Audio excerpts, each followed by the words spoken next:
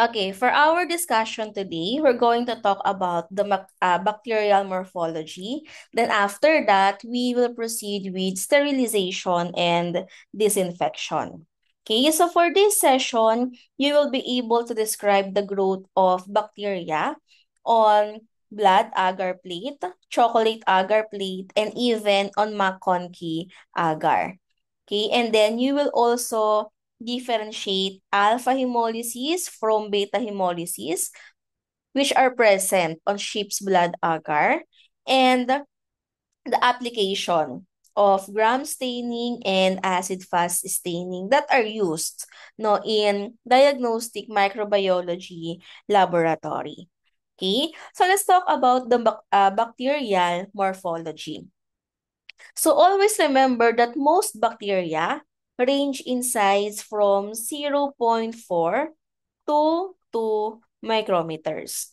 Okay, so usually that is the size of the bacteria. But remember, we have the Thiomargarita namibiensis. This is the largest bacterium known, which are found in ocean sediment. Okay? And remember, under the microscope, individual bacteria form a characteristic groupings. Okay, so we have the cocci or the coccus. So these can occur in singly, in pairs, or what we call as diplococci, in chains, or in clusters. Okay, and then those bacteria that are rod or elongated in shape are what we call as the bacillus. Okay, so bacilli with tapered, pointed ends are termed as the fusiform, and then some bacilli are curved. Okay, so now when a species it differs in size and in shape within a pure culture, the bacterium is termed as pleomorphic. Okay, so when we talk about bacilli, usually they occur as single rods or in chains, or pwede rin naman in palisades. So meaning they align themselves side by side. Okay, and then we also have the spirochetes. Okay, so now let's differentiate direct from indirect smear. So when we say direct smear, this is a preparation of the primary clinical sample received in the laboratory for processing. Okay? When we talk about direct smear, it will provide a mechanism to identify the number and type of cells present in a specimen, including the presence of WBC, if meron ba siyang epithelial cells, and the predominant organism type. Whereas, pag sinabi naman natin na indirect smear, so it indicates that the primary sample has been processed in culture and the smear contains organism obtained after purification or growth on the artificial media. Okay? Indirect smears may include preparation from solid or semi-solid media, or it can also be broth. Okay? Broth or liquid. Okay, so when we talk about staining, so we are referring to procedure that applies dye to the specimen. So this is used in order to observe bacteria under the microscope. Okay, so here we have two basic types of staining techniques that are being used. It depends on how a dye reacts with the specimen. Okay, so many procedures involve a positive stain in which the dye actually sticks to the specimen and gives its color. Okay, and a negative stain, on the other hand, it is just the reverse. Okay, so ibig sabihin, parang meron tayong photographic negative in which the dye does not stick to the specimen but settles around its outer boundary. So parang nagpo-form siya ng silhouette. Okay, so in a sense, when we say negative staining stains the fluid to produce a dark background around the cell. Okay, one good example of this is the nigrosin. and India ink. Okay, so these dye are most commonly used for negative staining. Okay, so the cells themselves do not stain because these dyes are negatively charged and they will be repelled by the negatively charged surface of the cell. Okay, so usually, no, it can give us a quick assessment of the cell size, shape, and the arrangement. Okay, and sometimes when we talk about negative staining, it is also used to accentuate the capsule that surrounds around the certain bacteria or yung mga capsule na present sa yeast. Okay? So we have different types of staining. Okay, so number one, we have a simple stain. When we say simple stain, it requires only a single dye. Okay, and this is an uncomplicated procedure. Okay, so when we say differential stain, so we will be using two or more dye or stain to differentiate groups of bacteria. Okay, so sometimes these staining techniques tend to be more complex and it also requires additional chemical reagents to produce the desired reactions. Okay, and then when we say special stains, so these are developed for a single special purpose. So, ibig sabihin, no, for example, meron lang tayong stains na ginagamit no, to stain the cell wall of the bacteria. Okay? Meron tayong specific stains na ginagamit to stain the spores.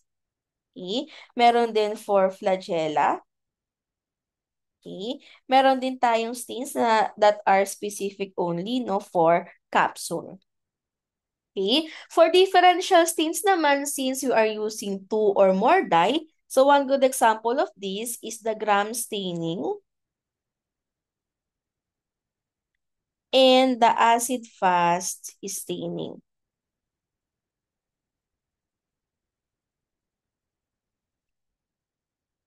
Okay, so these are the different types no, of staining.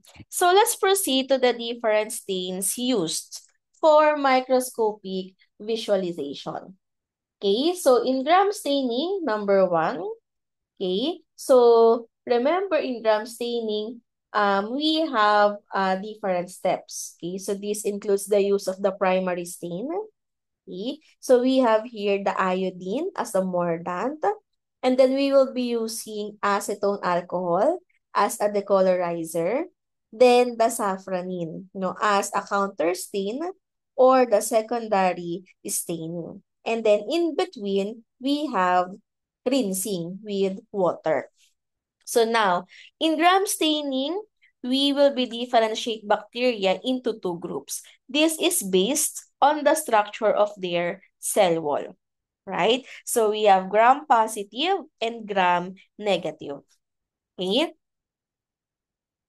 Next, we have the acid-fast staining. So acid-fast staining is used to stain bacteria that has a high lipid and wax content.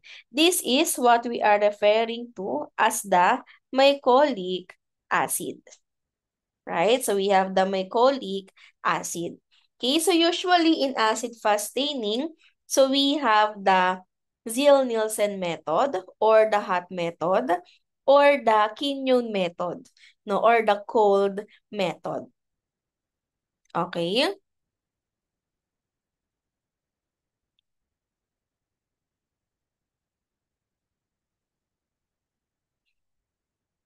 Next, we have the acridine orange. So acridine orange is a fluorochrome dye. It stains both gram-positive and gram-negative bacteria, living or dead. Okay, so it will bind to the nucleic acid of the cell and fluoresces a bright orange. Okay, when a fluorescent microscope is used.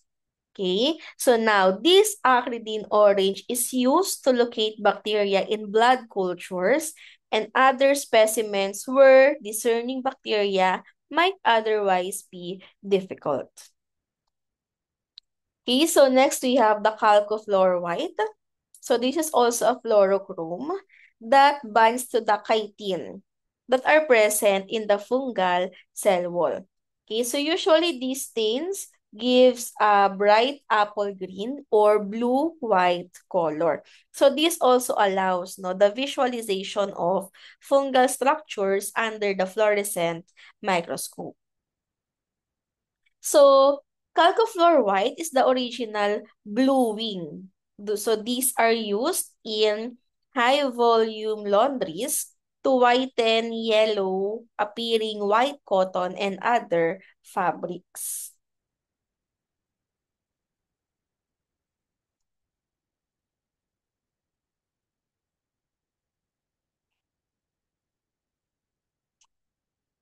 Another stain, so we have the methylene blue. So this is used to stain the Corynebacterium diphtheriae in order to observe the metachromatic granules, one of the inclusion bodies. So it is also used as a counter stain in acid-fast staining procedure. And sometimes it can also be used as a simple stain in order to detect the presence of WBC, such as for example, in stool samples. And then we have the lactophenol cotton blue. So this is used to stain the cell wall of medically important fungi. Okay, so si lactophenol cotton blue ay usually ginagamit yan for molds. Okay. Then again, we have the India ink and nigrosin. So as we discussed earlier, so these are negative stains, okay, that are used to observe the capsule of the yeast, such as the Cryptococcus species. And then we have the endospore stain. So the Schaefer-Fulton spore stain is commonly used to stain the bacterial spores. Okay, so now, we have the importance of colony morphology as a diagnostic tools. When we talk about colony morphology, okay, so we are referring to the growth of microorganism in a culture media. Okay, so di ba kapag nag-inoculate tayo ng bacteria, after incubation, magkakaroon ng growth ng bacteria. And yung growth ng bacteria, dun sa may petri dish, or what we call as culture media, is what we call as the bacterial colonies. So now, in microbiology laboratory, what are we going to do is we have to observe the colony morphology. Okay, so why? Number one, it provides a presumptive identification to the physician. Okay, so even in our year today na meron na tayong mga rapid identification systems, yung mga incubation times, and sometimes yung mga incubation times and procedures can be protracted. Okay, so now, in a critical situation, the microbiologist makes an educated judgment about the presumptive identity before performing diagnostic identification procedures. Okay? So through observing the colony morphology, magkakaroon na tayo ng idea if ano ba yung mga suspected organism natin. Okay? So number two, enhance the quality of patient care through rapid reporting of results and by increasing the cost effectiveness of laboratory testing. Okay, so for example nito is the sputum. Okay, so remember yung upper respiratory tract natin, marami ang mga normal flora, maraming mga indigenous microbiota. And in order to identify every organism in a culture, it should be time consuming. Okay? And usually, yung mga microbiologists, so meron na silang ability to differentiate those pathogens from the usual inhabitants or sa mga normal flora. Okay? And number three, it plays a significant role in quality control, especially of automated procedures and other commercially available identification system. Okay, so usually kapag gumamit tayo no, ng mga commercial or yung mga automated systems, usually we have yung mga mixed culture or yung mga mixed inoculum rather, it produces a biochemical test result or nagpo-produce sila ng mga erroneous interpretation ng mga different reactions. So now, as a microbiologist, we have the ability to determine if the inoculum is mixed or a pure culture. Okay?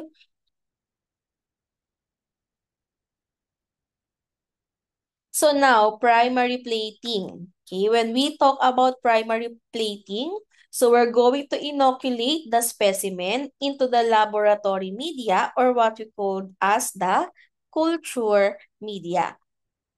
Okay, so we have different techniques on how are we going to inoculate on a culture media, and this will be discussed in your laboratory, no? In bacteriology laboratory. So now, after the inoculation, so what are we going to do is to incubate the cultures for 18 to 24 hours inside the incubator. Okay? And sometimes our incubator are set to 35 to 37 degree Celsius. So this will allow the growth, no, or the multiplication of microorganism.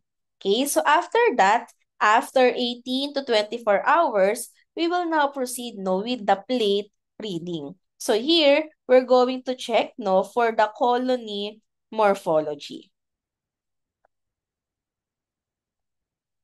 Okay? So now, we have different culture media that we can use in microbiology laboratory. Okay, so we can use the anaerobic blood agar, no, for the isolation of anaerobic bacteria. So chocolate agar for the fastidious bacteria. So we have hectowin enteric agar. So usually, ginagamit natin yan as a selective and differential medium to determine doon the intestinal pathogens. Okay?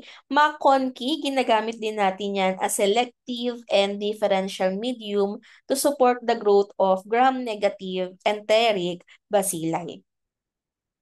Okay, so we also have modified Thayer-Martin.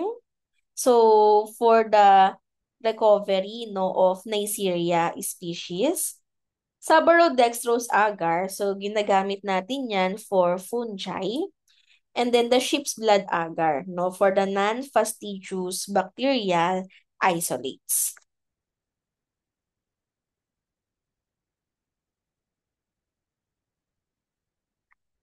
So now, remember, no, meron tayong mga organism that can grow on sheep's blood agar and pwede rin silang mag-grow on chocolate agar. But not all organisms that grow on chocolate agar are able to grow on sheep's blood agar.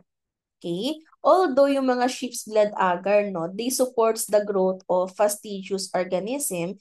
So meron pa tayong mga highly fastidious species that do not grow on it.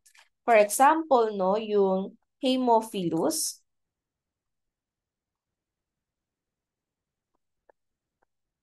and the Neisseria gonorrhoeae.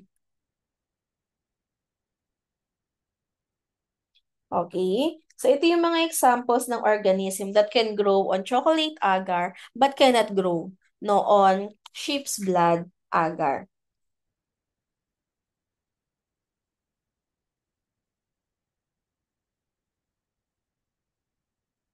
Okay, so let's proceed now to the colony morphology, no, the gross colony characteristics to differentiate and to identify presumptively the microorganism. Okay, so number one, we have hemolysis. Okay, on sheep's blood agar,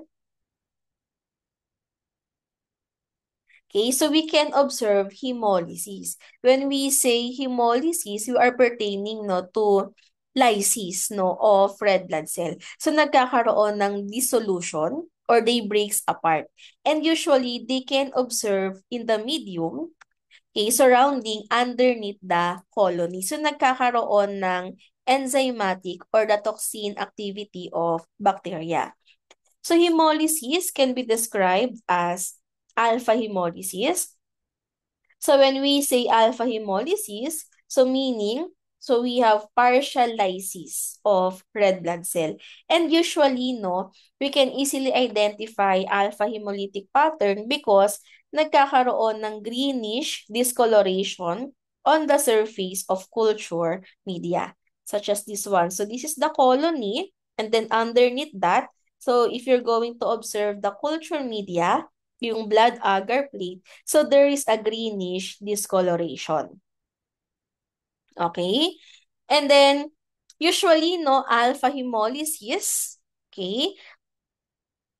So, ayan, no, merong greenish discoloration. So, usually, no, nakikita natin yan for streptococci and enterococci. Okay? Next, we have the beta hemolytic pattern. So, when we say beta hemolytic, so there is a complete clearing of erythrocytes. So, nagkakaroon ng clear zone of hemolysis, such as this one. Okay? So, for example, here, no, ito yung bacteria, and then underneath that, yung agar, so there is a clear discoloration. So, that is a beta hemolysis. Okay? And when we say no hemolysis, no, or the gamma, okay, gamma hemolysis or no hemolysis, so meaning no lysis of red blood cells. Okay? So now, aside from the hemolytic pattern, we can also check, no, for the size. Okay? Whether the bacteria is pinpoint. So kapag pinpoint, so maliliit lang yan, no? So parang yung kasing liit lang nung parang um, kapag natusok tayo nung karayom. So, ganun siya kaliit. Pinpoint. Okay? So, we have small or pinhead, medium, or large. Okay? We can also observe, no, for the form or margin. Pag sinabi natin form or margin, we are referring to the edge of colony. Yung nasa gilid niya. Okay? So, we can characterize it as smooth, filamentous, rough, or irregular. Okay? Another one is the elevation. Okay? So, if we're going to check for the elevation, what are we going to do is to tilt the culture plate. Okay? So, kailangan tignan natin yung side ng colony. Okay? We're going to check if they are raised, no, convex, or para siyang dome shape, flat, umbilicate. Okay, so meron siyang depressed center or ambonate. Okay? So usually, no, when we talk about Streptococcus pneumoniae, so they produces umbilicate colonies.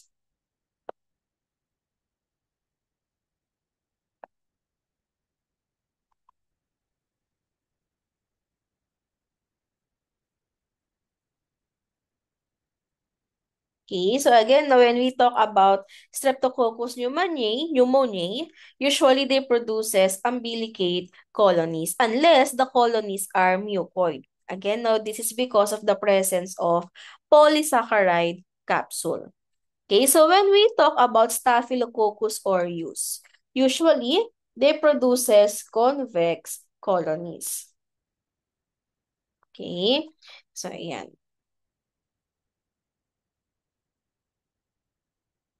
So next, no, is the density. Okay, so we're going to check whether the colony is transparent, translucent, or opaque. So now, in order to see the differences in the density of colonies, so very useful to look to the colony using transillumination. Okay, so kapag translucent, the colonies allow some light to pass through the colony. And kapag naman opaque, hindi nakaka-pass through yung light.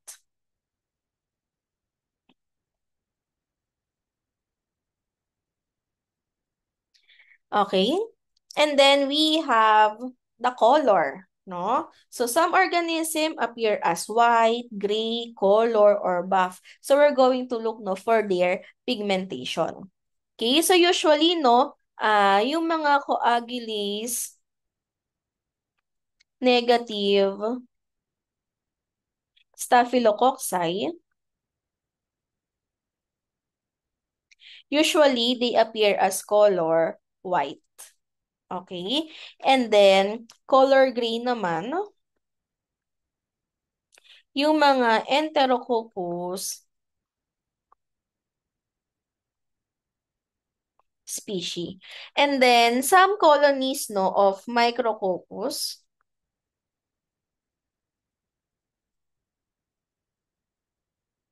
and Neisseria. So usually, no, they appear as yellow or of white. Okay? So, yeah.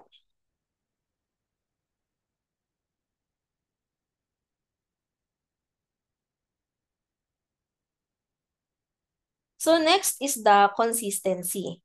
Okay, so usually we're going to determine this by touching the colony with a sterile loop. Okay, so colony consistency may be brittle or splinters, creamy or butyrus, dry, waxy.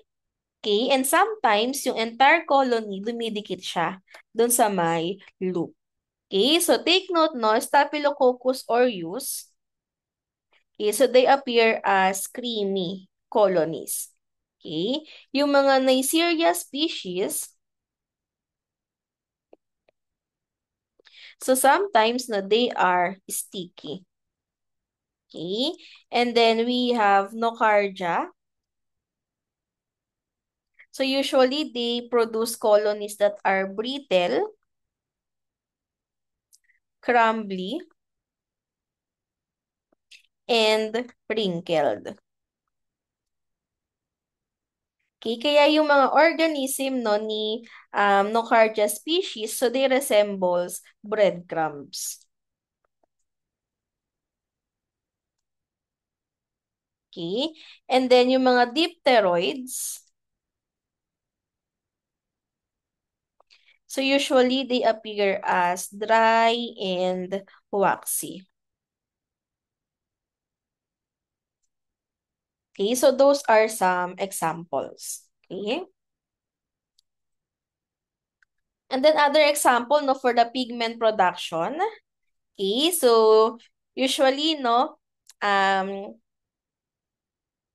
it can be enhanced no by growing bacteria at room temperature. So example of pigment no, color green for Pseudomonas aeruginosa, brick red for Serratia rubidea, blue for Clivera species, purple no for Chromobacterium dulicum, and brown to black for Prevotella melaninogenica.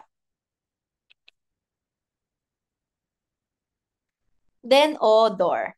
Okay, so odor can be determined when the lid of the culture plate is removed and the odor dissipates into the surrounding environment. But remember, as a microbiologist, you should never inhale directly from the plate.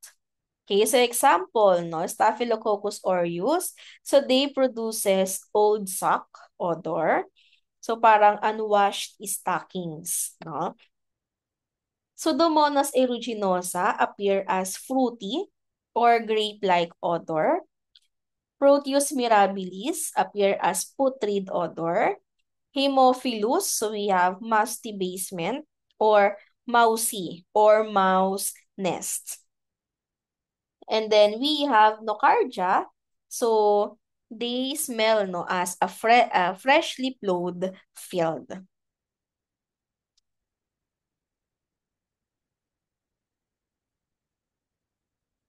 And then some organism, no, they also have a characteristic growth on the surface of a liquid media. So always remember when we talk about liquid media, so how do we know if there is a presence of growth in liquid media? From clear color, no, it will turn turbid. Okay, so remember, turbidity indicates the growth, no, on a liquid media. So now, streamers or vines and puffballs appearance. So usually, no, they can be seen on streptococci. Okay, so turbidity.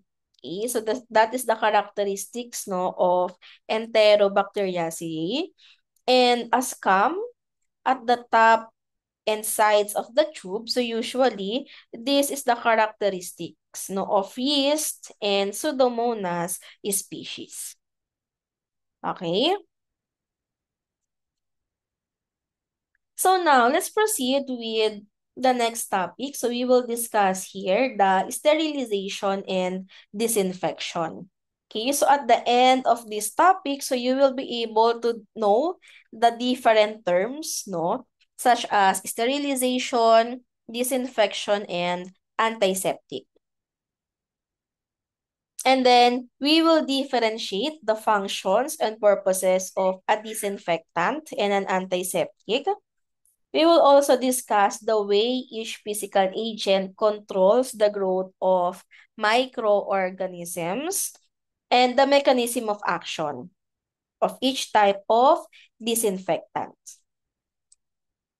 Okay? So these are the different terms, no, related to microbial control. Okay, so when we say sterilization, so we're going to destroy or eliminate all forms of microbial life. Okay, so kasama dyan yung spores. Okay, when we say disinfection, what are we going to eliminate is only the pathogenic microorganism. So those bacteria that produces spores, hindi siya kasama.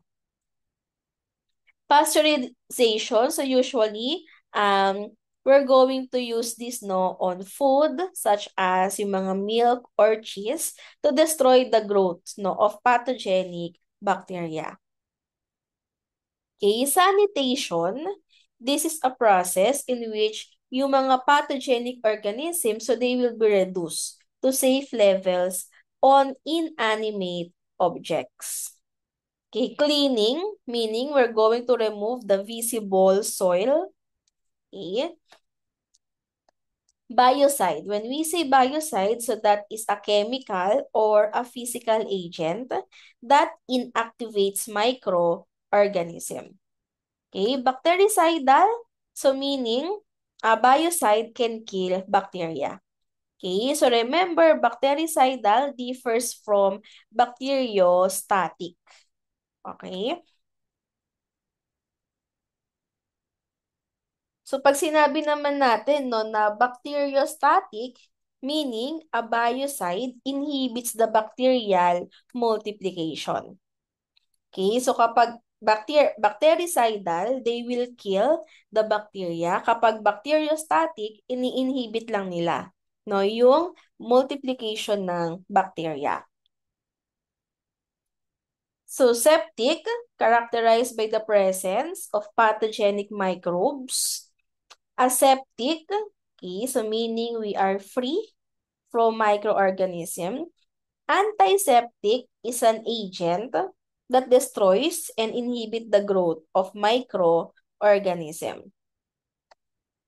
Okay, preservative naman, so sometimes these are added to food products to prevent chemical change or to prevent bacterial action. And then, antibiotic, so this is a natural or pwede rin siyang semi-synthetic substance that either kill or inhibit the growth of bacteria. Okay? So for today, our topic is all about sterilization and disinfection. Okay, so remember, sterilization originated more than 100 years ago. So this was introduced, di ba, by Joseph Lister. So what he did is he introduced the concept of aseptic surgery using carbolic acid. Okay? And nowadays, sinatawag na siya no, as phenol. Okay? So, sterilization, by definition, there are no degrees of sterilization. So, it is an all or nothing process. Okay? So, chemical and physical methods can be used to accomplish this form of microbial destruction. Okay? So, pag sinabi nating sterilization, so again, no, we are referring to the complete removal of microorganism. Okay? Complete. So, totally, wala. No? Destroyed silang lahat. So, now, we have disinfection. Okay? So, disinfection, okay, so remember, pag sinabi natin disinfection, it only reduces the number of microorganism. Okay? So, it can also eliminate no, the pathogenic microorganism except for the bacterial spores. Okay? So, when we say antiseptic, so this is an agent that destroy or inhibit the growth of microorganism in or on living tissue or biologic fluids. And then we have decontamination. So this is the removal of pathogenic microorganism to the inanimate objects. Okay? So now, we have different factors that affect the degree of killing of microorganism. So number one here is the types of organism. Okay? So remember, yung mga organism that are known today to be the most resistant to the actions of heat. Okay, yung mga chemicals and radiations are prions. Okay, so these are the most resistant. Okay, so this is followed no by the bacterial endospores no such as yung mga Bacillus species.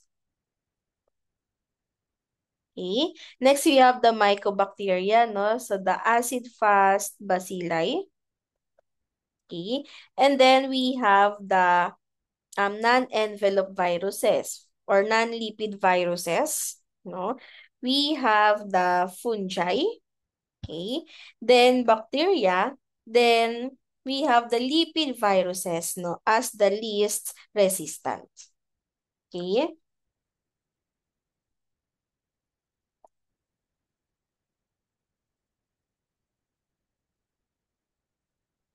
So another factor is the number of organism. So here, we are referring to the amount of organisms present in the object to be treated. Okay, so yan yung tinatawag natin as the microbial load. Okay, microbial load or the bioburden.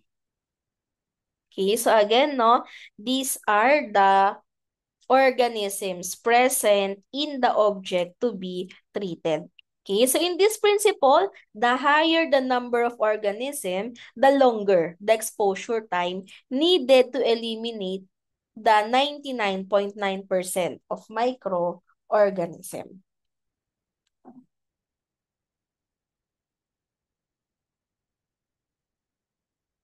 Okay, so next number 3, we have the concentration of disinfecting agent.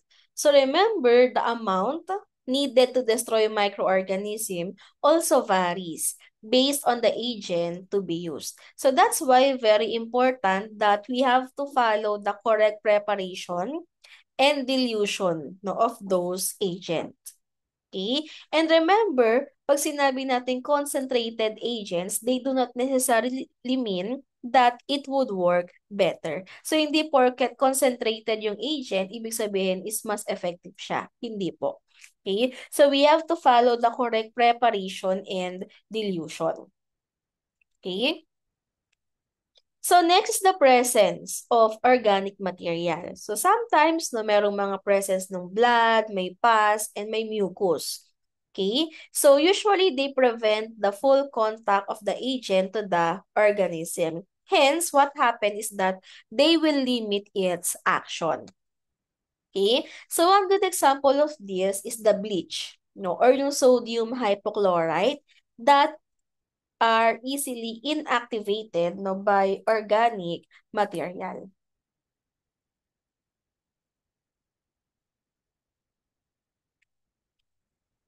So next, we have the nature of surface to be disinfected.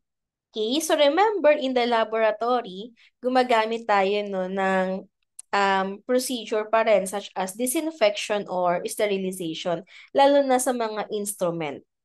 Okay? For example, no, yung mga endoscopic instruments, so hindi naman sila pwedeng i-autoclave. Okay? And then we have the contact time. Okay, so this is also critical to observe, okay, whether the object will be disinfected or sterilized. Okay, because remember, contact time may be affected by all previous factor na na-mention natin, even the temperature. So for example, alcohol, as well as the betadine. Okay, so dapat they should have been in contact for about 1 to 2 minutes to be able for them to work properly. Okay? So next, no, the temperature. So usually, no, yung mga disinfectants natin, they are used at room temperature. So meaning 20 to 22 degrees Celsius. However, their activity may increase at a certain degree by a corresponding increase in temperature, or pwede rin mag-decrease when the temperature is decreased.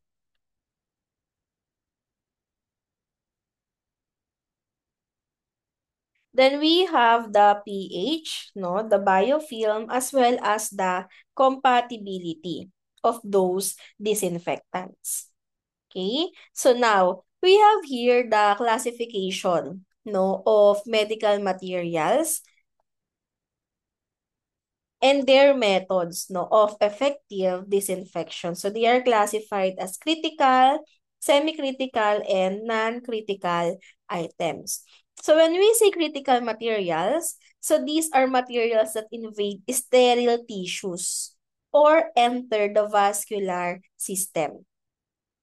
Okay? So itong mga materials na to, these are most likely to produce infection if contaminated, and that's why they require sterilization.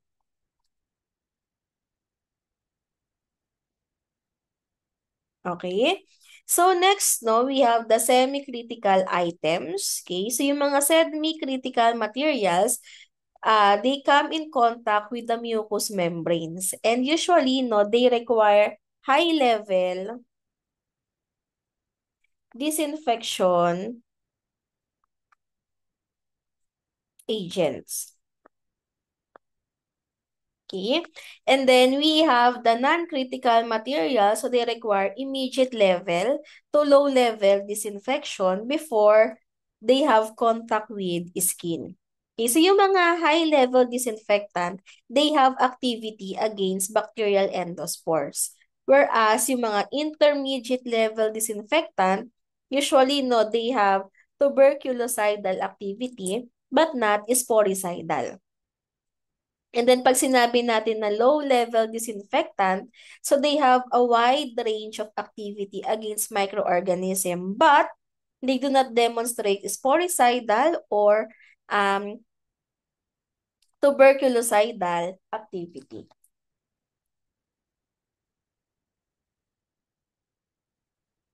Okay, so let's have now the methods of sterilization. Okay, so physical methods can be classified as to incineration, moist heat, dry heat, filtration, ionizing radiation, and then we also have chemicals such as the ethylene oxide, hydrogen peroxide, and other liquid chemicals. Okay, so number one, we have incineration. Okay, so pag sinabi nating incineration, we are treating infectious waste. Okay? So, ibig sabihin, no, the material is literally burned into ashes. Okay, so remember, incineration is the safest method to ensure that no infective materials remain in the samples or sa mga containers when disposed. Okay? Because remember, yung mga prions, they are not eliminated using the conventional methods. That's why incineration is recommended.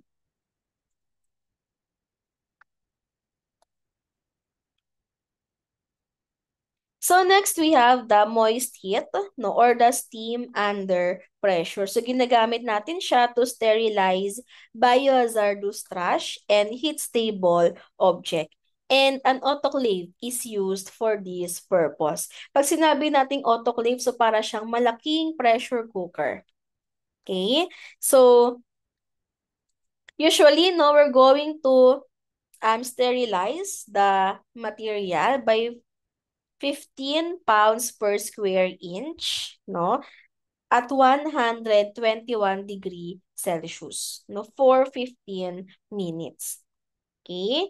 So, by this temperature, so lahat ng microorganism, except the prions, as well as the endospores, will be destroyed, no? At approximately 15 minutes of exposure.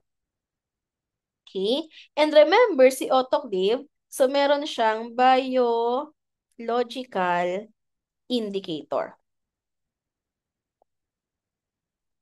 Okay? So pag sinabi nating biological indicator, so ito yung mga test systems containing viable organism that provides a defined resistance to the specific sterilization process. Okay? So itong mga biological indicator na to, so they provide information whether necessary conditions were able to met, no, to kill a specified number of microorganism for a given sterilization process. So nagpo-provide sila no, ng level of confidence in the process. Okay? So biological indicator of autoclave is the Bacillus Stearo Thermophilus. Okay? So, Bacillus Stearo Thermophilus.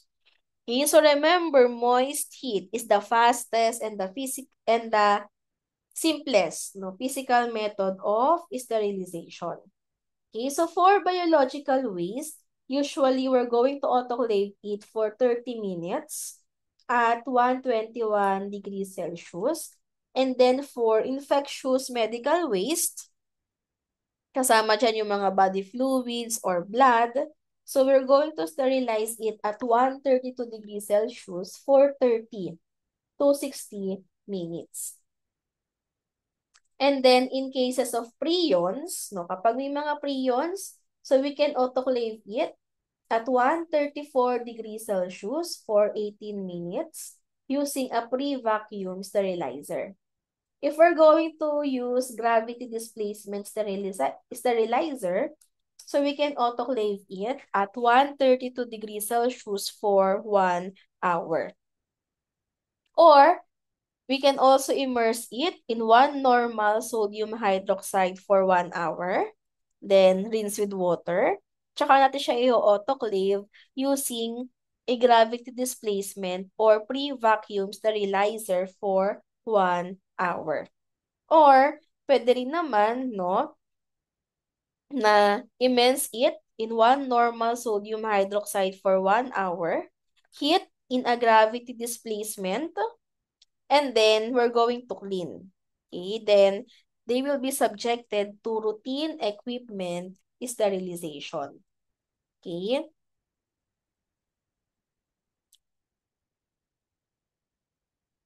So next we have boiling.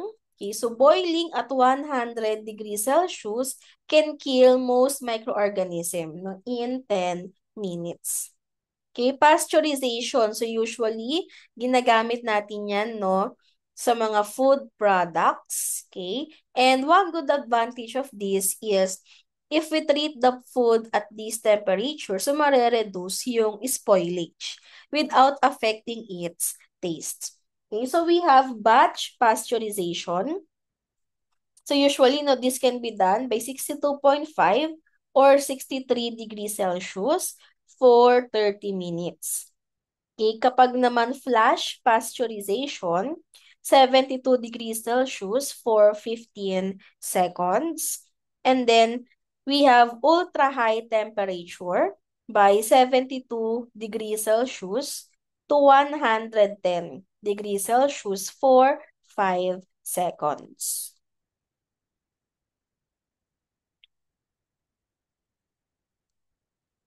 Okay? So, dry heat, no, or hot air oven. So, ginagamit natin yan to sterilize the heat-resistant materials. Okay? So, it has an effective indication of 160 to 180 degrees Celsius for at least 1.5 to 3 hours.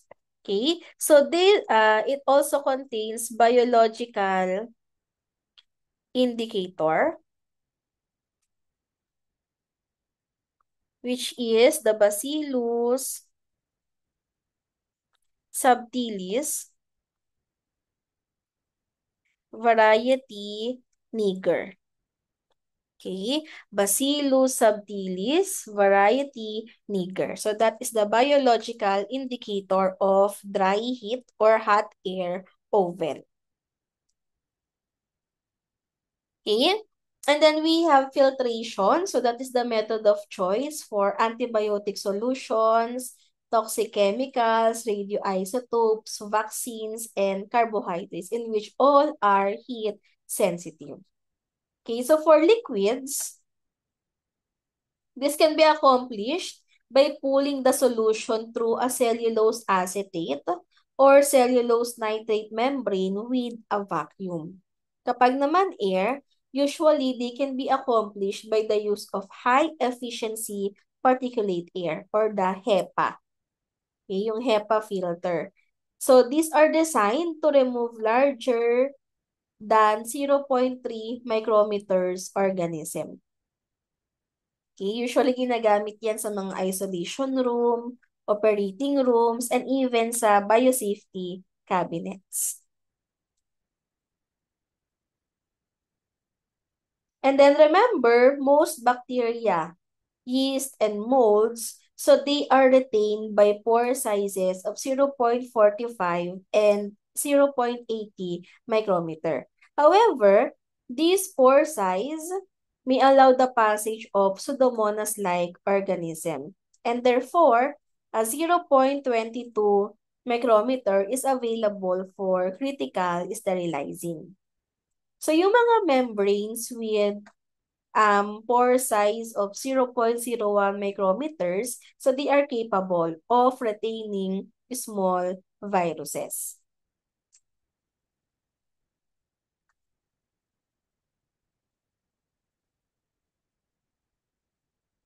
So next we have the ionizing radiation. Okay, so usually no, ginagamit din yan for high heat sensitive materials. Okay, so now ionizing radiation also has a biological indicator, which is the Bacillus pumilis. Okay, so biological indicator of ionizing radiation is the Bacillus pumilis. Okay, so non-ionizing radiation, so ito naman, they damages the DNA, and this can be used to disinfect surfaces. And then the ethylene oxide, that is the most common sterilize or sterilant. So this is used no in gaseous form. Then ginagamit siya to sterilize heat sensitive objects. Okay? So ethylene oxide also has a biological indicator, which is the Bacillus subtilis Variety Globigi.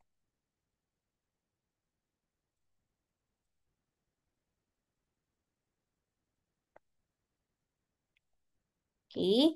Bacillus subtilis, variety Globigi. Okay? So, ginagamit yan, no, for the um, manufacturing industry para ma-sterilize yung mga low-cost thermoplastic products.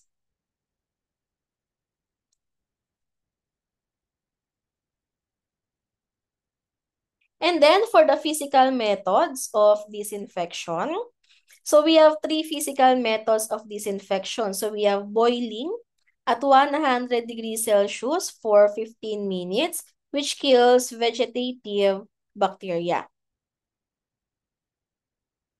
So we have pasteurization at 70 degrees Celsius for 30 minutes, which kills food pathogen without damaging the nutritional value or flavor.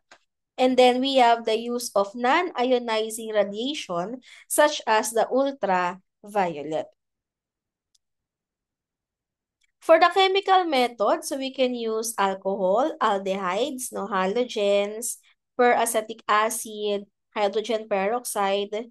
We have quaternary ammonium compounds and phenolics. So we have 60 to 90% ethyl or isopropyl alcohol solution. So usually, no, ang most recommended na ginagamit natin is 60 to 90%. Okay, so for alcohols to be effective, so they must be allowed to evaporate from the surface to which they are applied. And alcohols are able to inactivate microorganism by denaturing protein, um, dehydrating cells, and dissolving lipids. We can also use alcohol to disinfect laboratory surfaces. So next we have hydrogen peroxide, which is bactericidal, virucidal, sporicidal, and fungicidal. Okay, so ginagamit din siya no, as a disinfectant on inanimate objects. And then we have the hypochlorite solution, okay, what we called as the household bleach.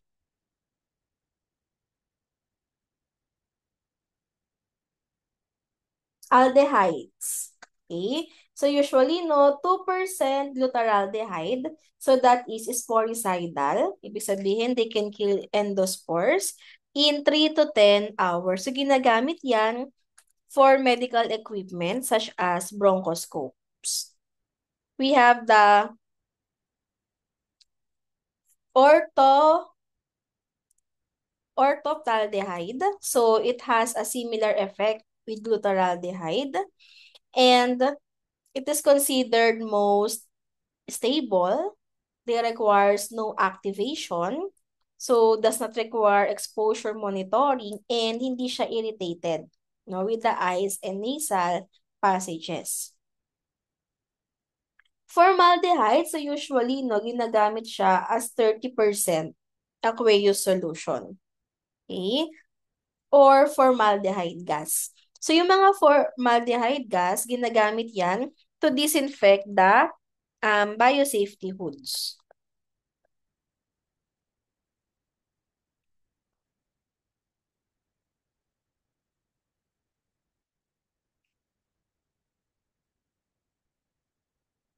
Okay? And remember, no, formaldehyde is considered as a carcinogen. Pag sinabi natin carcinogen, upon prolonged exposure, it can cause cancer. Okay? Kaya nililimit din no, yung mga worker exposure limits. Then we have the peracetic acid, 0.23%, combined with 1% hydrogen peroxide. So this is effective in the presence of organic material. Then ginagamit din siya to sterilize the surgical instruments. The quaternary ammonium compound, so usually ginagamit yan to disinfect the bench tops or other surfaces in the laboratory. And usually, ginagamit yan sa mga floor, furnitures, and walls. And then phenolics, no, the derivatives of carbolic acid. Okay, so we have the orthophenylphenol and the orthobenzyl para chlorophenol. So these are considered as bactericidal, fungicidal, virucidal, tuberculocidal, but not sporicidal.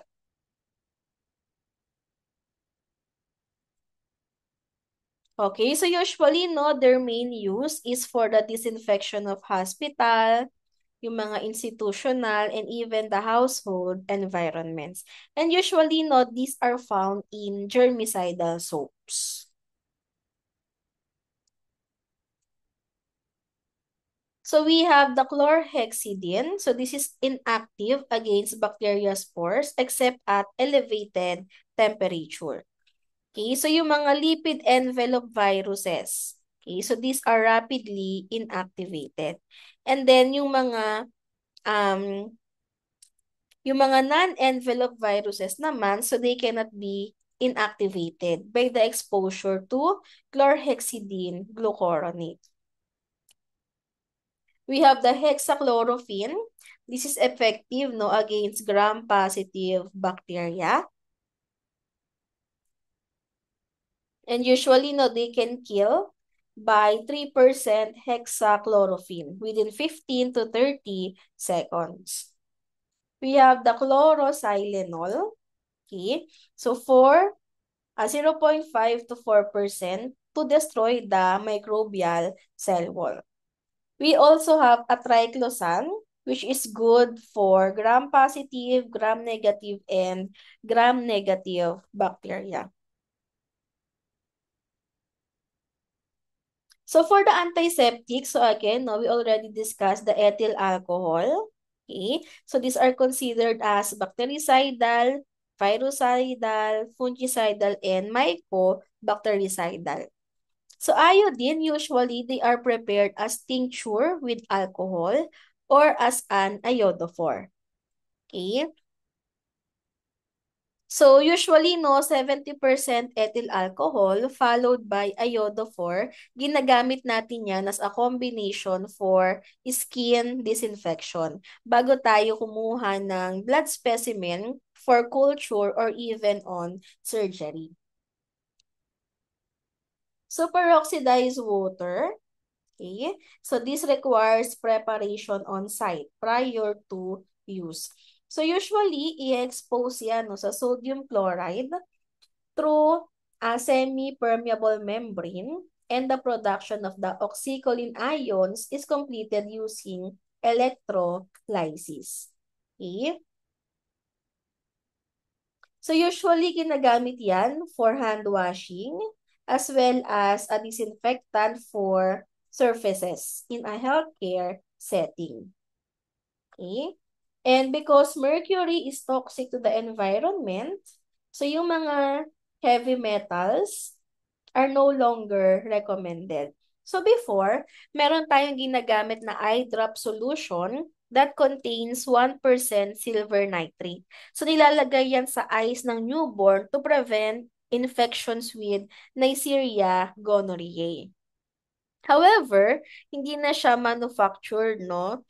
Hindi na siya recommended. So ngayon, what are we using is naglalagay tayo ng ointment that contains erythromycin or apovidone iodide.